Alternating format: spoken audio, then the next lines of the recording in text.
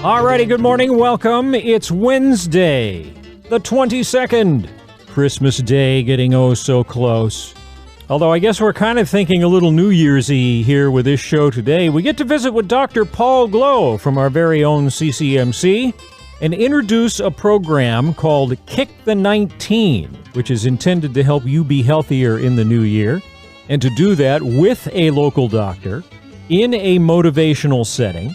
And you'll get to learn all about it if you just keep listening to the Town Meeting Talk Show. This is your local on-demand talk show. Anytime you have an idea for something that we ought to cover, we're happy to do it. And we're able to do it because we have the support of Cordova Wireless Communications, your local cell phone provider. They provide your local talk show. And so we're all connected in the great circle of life. So stay tuned and learn what we hope could be valuable. And it wouldn't be an exaggeration to say some potentially life-saving, life-changing information here with Dr. Gloe and the Kick the 19 program, designed to help you lose weight in a smart way so you can keep it off and be motivated and just feel better mentally and physically, be more resistant to things like flu or COVID-19 and all the other benefits that come from maximizing your good health in a way that works for you. That's our subject on the Town Meeting Talk Show for Wednesday, December 22nd.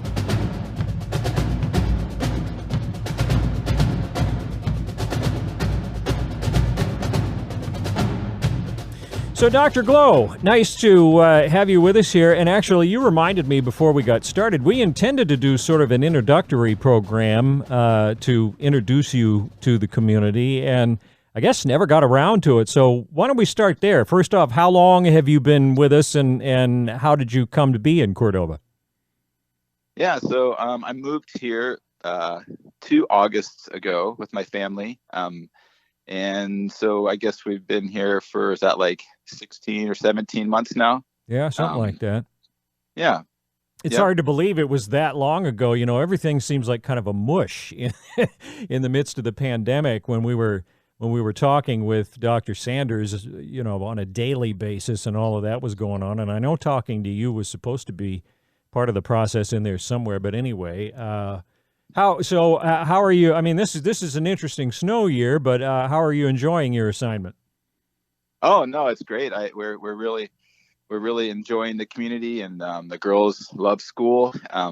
I feel like I'm starting to get to know the patients in the community to be a better physician for the community, and the snow has been great. Yeah, there's been a fair amount of shoveling, but skiing has been excellent, and it's going to be a white Christmas, knock on wood. Yeah, well, the glass is half full. And where were you prior to coming to Alaska then? Yeah, I've kind of been around some. I'd say I grew up as a young man in Sitka and was there for over a decade, and after I went to college, I was a carpenter there for about a decade, and then I went to medical school, which made me bounce around through the University of Washington, but most of it was based out of Alaska. Mm-hmm. Then I was in Nome for a while, which was great, and then I went back to where I did my residency in Eastern Washington to be a hospitalist and ER doctor, but I was just a misfit out of the state of Alaska, so we moved back, and Cordova had a lot of similarities in many ways to Sitka, and with the benefit of more snow. So here we are. So you're into winter sport then, and winter activity? Yeah. I have an embarrassing amount of skis and the fat tire bicycle, and yeah. Good. Yeah. Well, and I mean, the historic ski lift certainly doesn't hurt either, you know, when you're trying to pick out a spot. So that's good. Well, great to have you around. Now let's get into the meat of the plan here. Now, Kick the 19. But what's that about? Well, it's a community weight loss initiative that I've chosen 19, given the whole darn COVID-19 pandemic, and honestly, just with the sheltering and the social distancing, it's been pretty hard for folks to get exercise, and they've been around the house a lot more. So the refrigerator is just that much closer. So there has been a fair amount of weight gain in the U.S.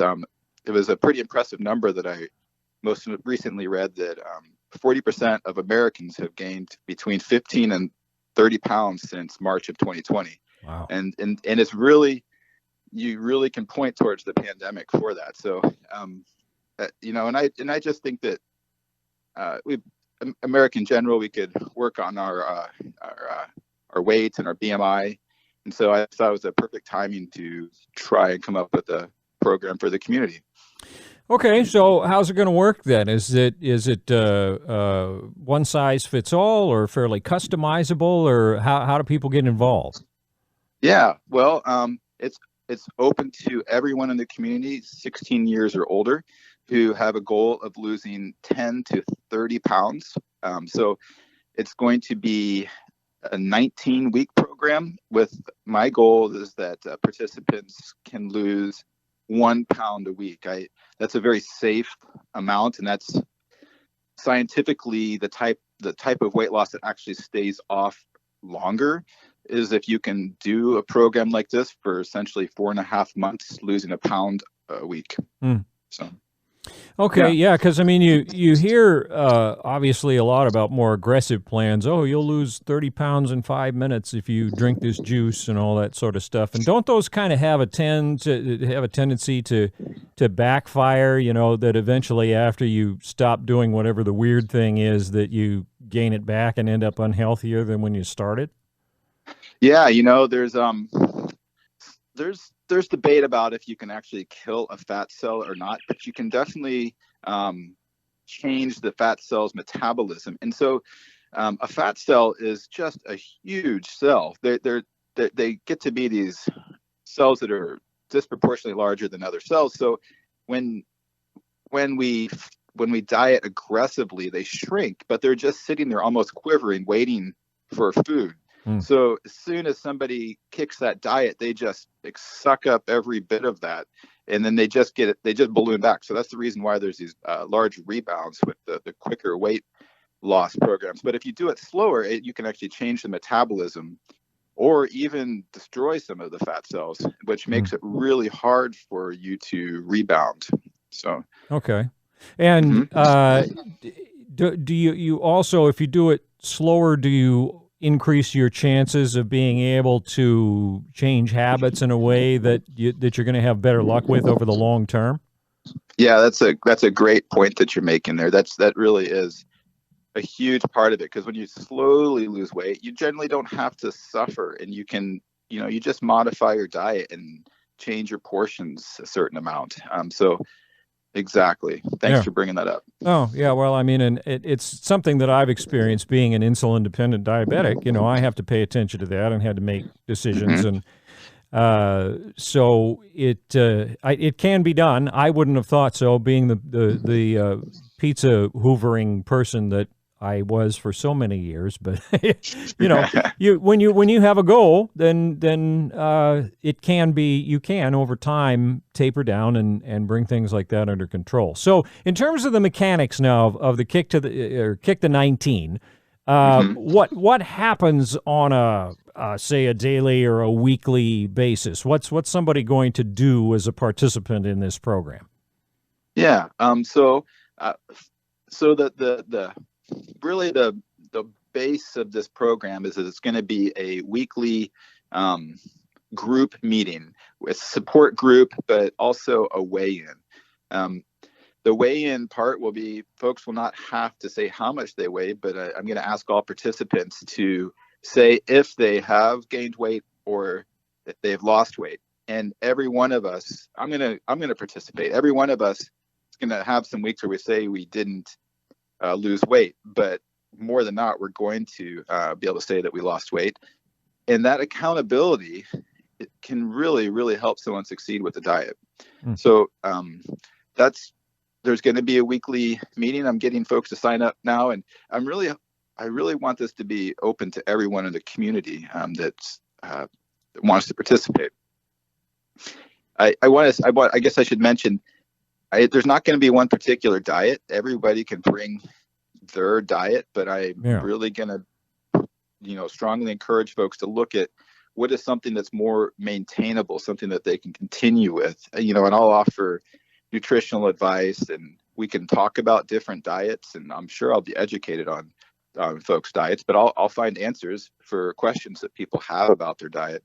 But really, the basis of the program is this weekly meeting, and I just want to let everyone know who's listening that the most successful diet in our country, I can't really talk about the trade name of it, sure, but it had nothing to do with the food. There's been really strong scientifically proven evidence that it wasn't the diet, but it was this support group and weigh-in that led to the accountability, because they found that other diets, they could lose as much weight, but they didn't keep it off.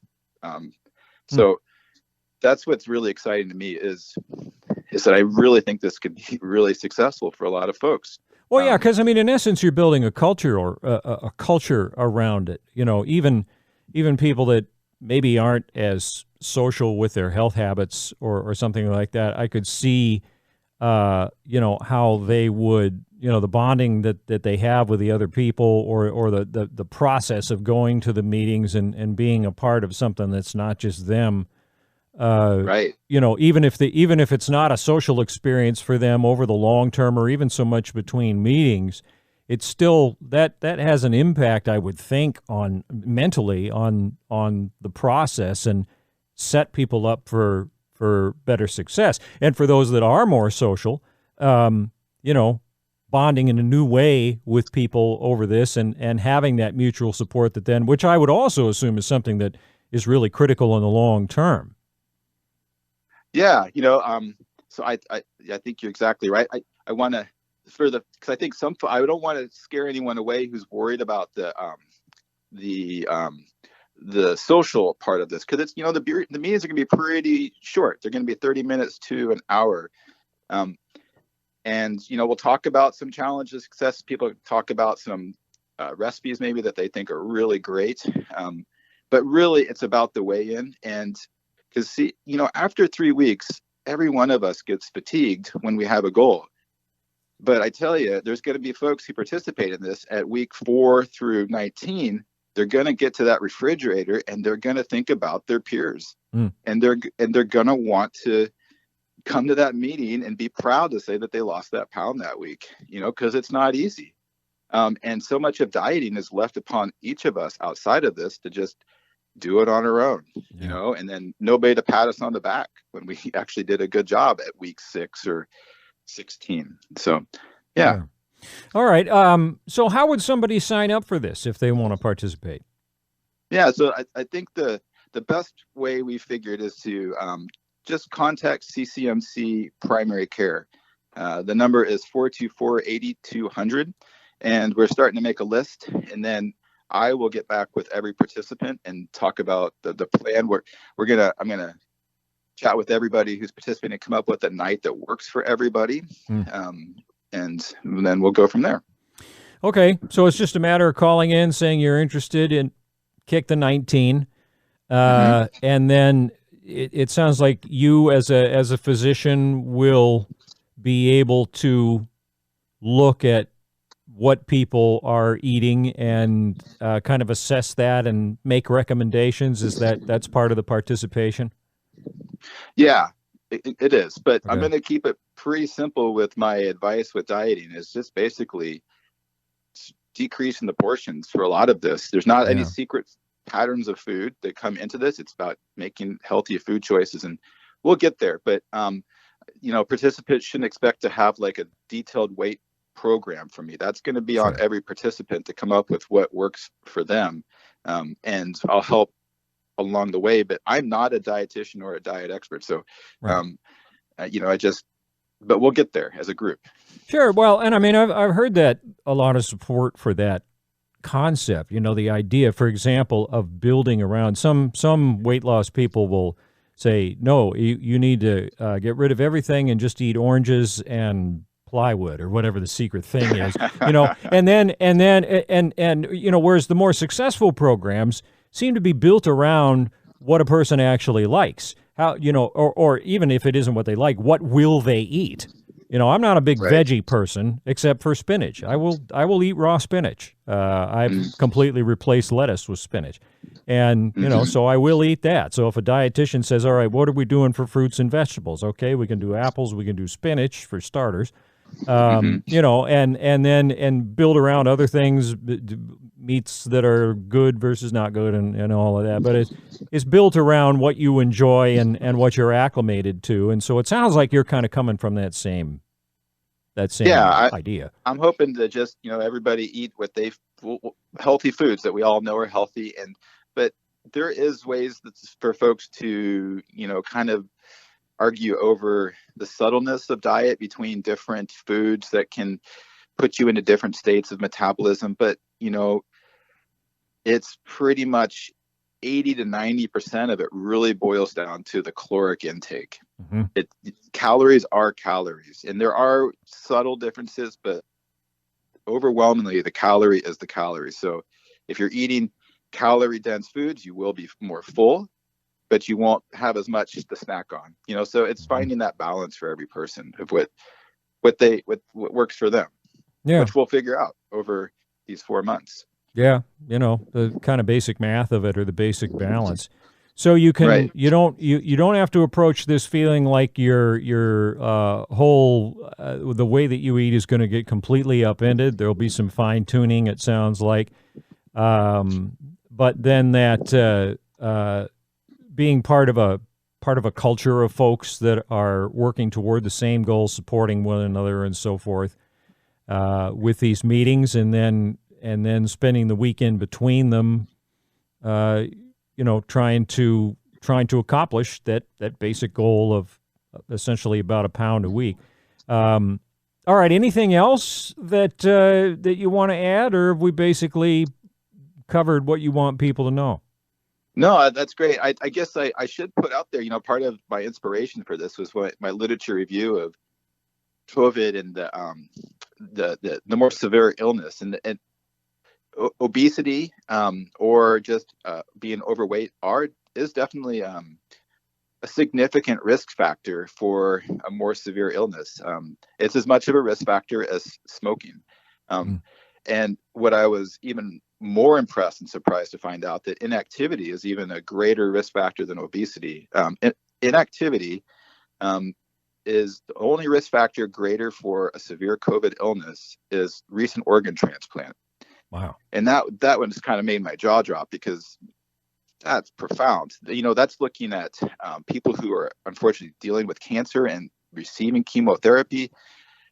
I was so surprised to see that inactivity is really the one of the worst risk factors, but it is preventable. And it doesn't require a lot of activity. It's just taking a walk for 15 minutes a couple times a week really changes your trajectory for a severe COVID illness. But that just translates into so many other parts of health and getting sick or getting pneumonia. So it really is like it's time for America to get fit or get more active and lose some weight, just for the health of our country.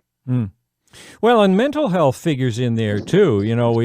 There's this tendency to sort of forget that the brain is connected to the rest of the body, and it is a physical structure and is impacted by movement or lack of movement or food or that sort of thing. That we just ran it. We had a news story a couple of mornings ago about how, particularly in young people, the lockdowns and the distancing and not being able to spend time with friends has had, I think it was a 75% increase in reported incidents of mental health problems, and in kids. So there are things that you can do dietarily and with exercise that also help your mental health as well, right? Absolutely. Yep. It just we all feel a little bit better if we get some exercise or fresh air.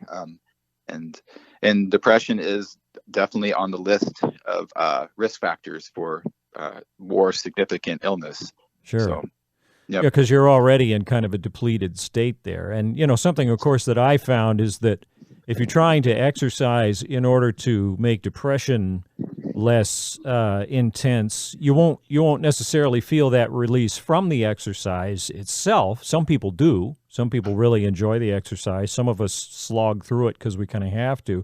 But even if you don't feel any improvement in the moment while you're exercising, over the long term, I have certainly found that you make that progress, and depression can be less dark, and anxiety can be less intense, and those things can moderate to an extent.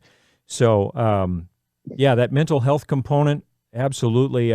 People could also see some benefits there, I would assume, from being part of this. Oh, absolutely. Yeah. And so I guess I should also mention this, there's not going to be any Zoom or FaceTime or internet platforms for this. Everybody's got to come to the meeting. We're all going to participate in person. So I think that will be good for the soul for some folks. Good. Okay, well, again, the program is Kick the 19. Signing up is as easy as making a phone call. And Dr. Gloe, I'm glad we finally got a chance to visit one-on-one and meet you, if perhaps several months too late. And I certainly hope it's successful and that you'll keep in touch with us if there's anything else we can do to let people know what's going on with it. Great. All right. Well, thank you for your time.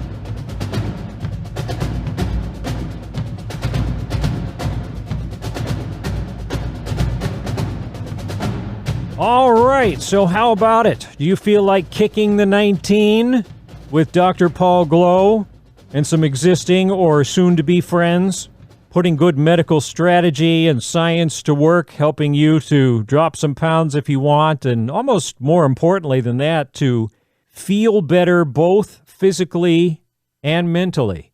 It's as easy as making that phone call, 424-8200. Get yourself signed up. Dr. Gloe reach out to you, as he said, and kind of prime you for the program and then put you on the path to success, along with some other folks here. And we appreciate Dr. Gloe sitting in with us to provide that information on the Town Meeting Talk Show. If you ever have a good idea for a guest or a topic that you'd like to see us explore with this program, simply let us know by phone or email or Facebook or whatever suits you, and we'll be happy to look into it. Can't always promise we'll be able to pin down a guest or do something particularly awesome with a topic, but I guarantee you we will try, and if there's anything that can be made of it, then we will. Cordova Wireless Communications is the sponsor, your local cell phone and wireless data provider. They have also sponsored, as I'm sure you know, all of our Christmas programming again this year, which is a big help. And their support, both CTC and Cordova Wireless throughout the year, is part of what keeps the lights on here at the radio stations, and all of that money they're able to bring in from outside because of them being a cooperative that we own as members. $10 to $12 million that circulate around the community after coming in from outside, and we don't have to do any labor to have that investment be made. It's a pretty good deal. Glad they're able to do it, and very proud to have them continuing to sponsor your local talk show on KLAM. All of the special features of the 10 a.m. hour to which you are entitled will be coming your way as we get back to regular programming, and our very best to you for a joyous holiday season as that continues here. Thanks for listening to KLAM.